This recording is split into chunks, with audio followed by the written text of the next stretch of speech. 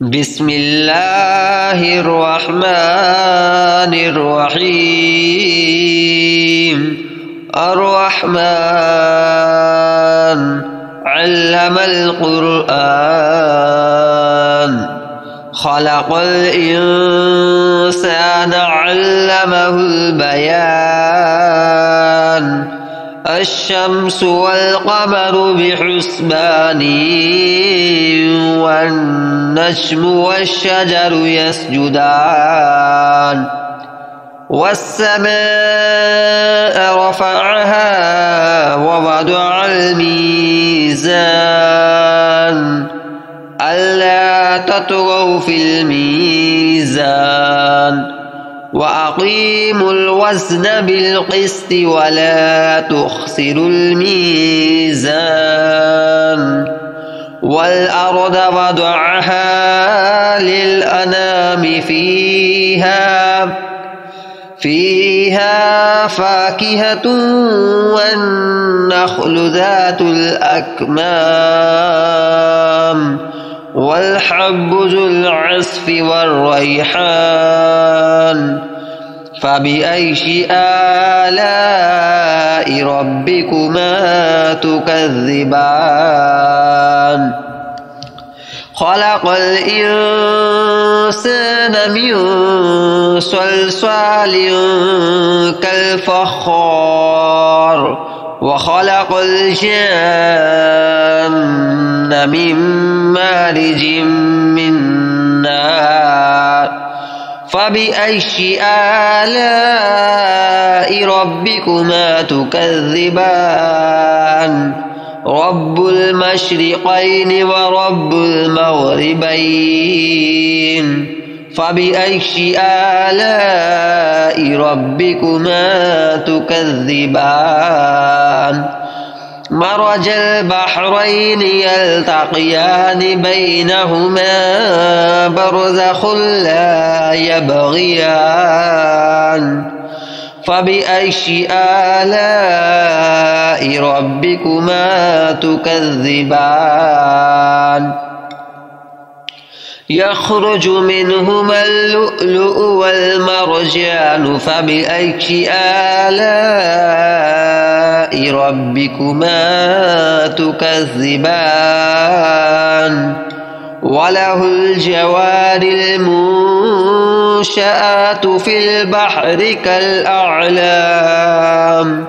فبأي آلاء ربكما تكذبان؟ كل من عليها فان ويبقى وجه ربك ذو الجلال والإكرام. فبأي آلاء ربكما تكذبان؟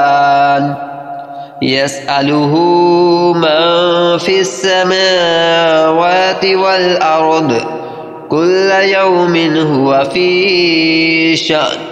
فبأي آلاء ربكما تكذبان؟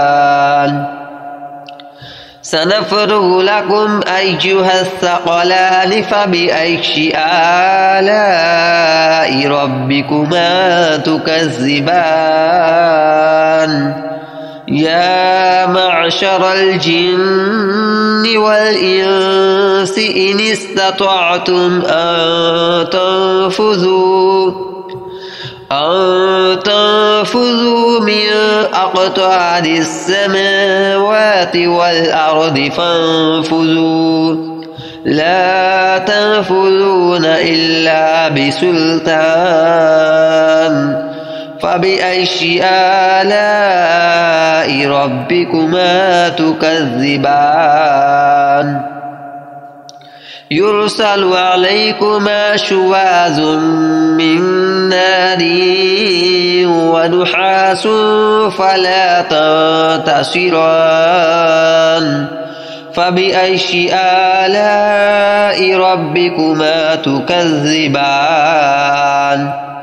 فإذا انشقت السماء فكانت وردة كالدهان فبأي آلاء ربكما تكذبان فيومئذ لا يسأل عن ذنبه إنس ولا جان فبأي آلاء ربكما تكذبان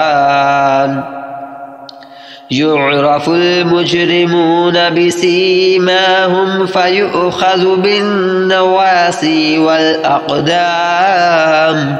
فبأي آلاء ربكما تكذبان هذه جهنم التي يكذب بها المجرمون يطوفون بينها وبين حميم آن فبأي آلاء ربكما تكذبان